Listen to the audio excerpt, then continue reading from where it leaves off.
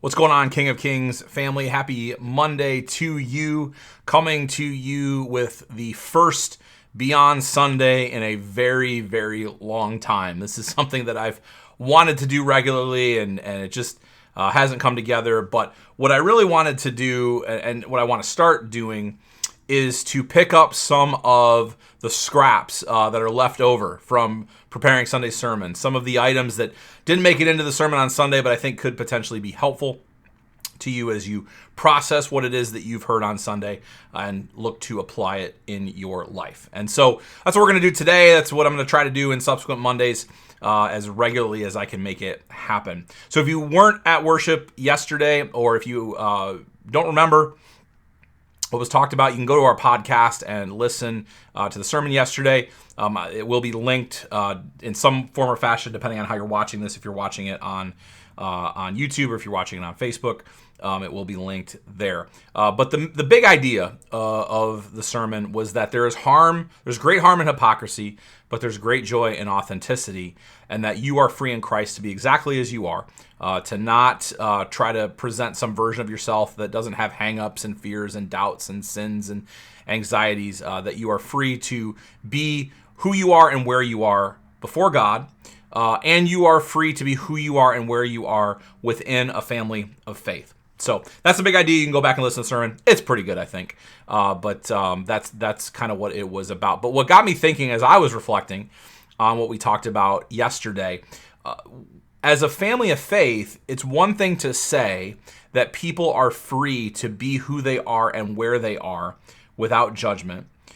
It's a whole nother thing for people to actually feel that that's true.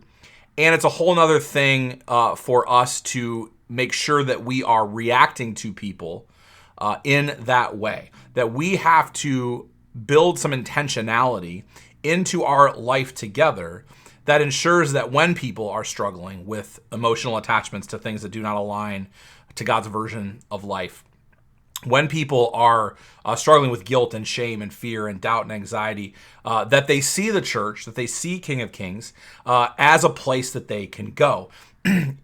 The unfortunate reality is that for some people in our world, the church has not been that. It has not been a welcoming environment. It has not been a grace-filled environment where people do have the ability to be transparent and honest and authentic. And so we have to be that and have systems and processes in place to ensure that happens. And then we have to tell that story, because people are not going to assume that the church is a place that they can go with whatever it is that they are struggling with. So that's something that I'm thinking about. I'm not entirely sure what that looks like. And so I would invite your feedback, your input on that.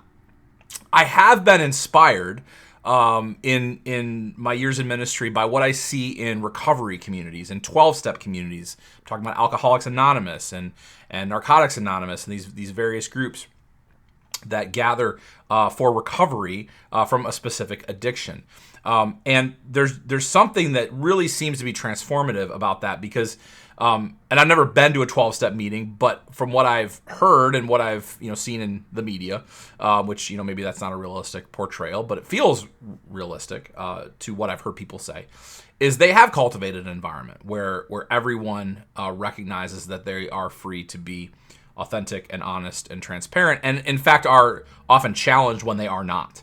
And so I wonder about that. I wonder about what does it look like to cultivate an environment where that transparency can happen, and also that there are, I think, appropriate spaces for that to happen, and appropriate levels of disclosure on the basis of the relationships that you have with people. You're going to have a very different relationship with a close friend that you've been going to church with for years than you would with somebody that maybe you don't know very well, or attends a different service, or you're not going to necessarily feel comfortable being fully transparent and authentic with that person.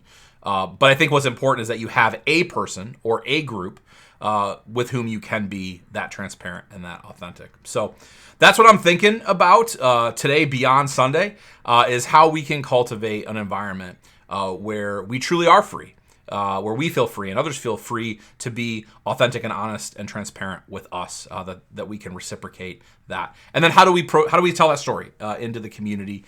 Because I don't think there are really, other than recovery communities, I'm not sure what other place there really is where people can have that degree of authentic relationships, transparent relationships, honest relationships. I don't know where that exists in our world, but what I do know is it is desperately needed, and it is what the church can be uniquely equipped to be and to become.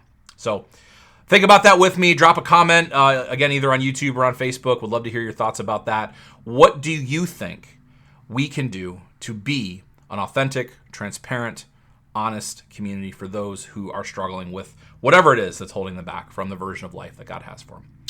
So that's Beyond Sunday for this week. I'm going to try to do this every week. We'll see. But thanks for watching today, and have an awesome week. We'll see you next Sunday.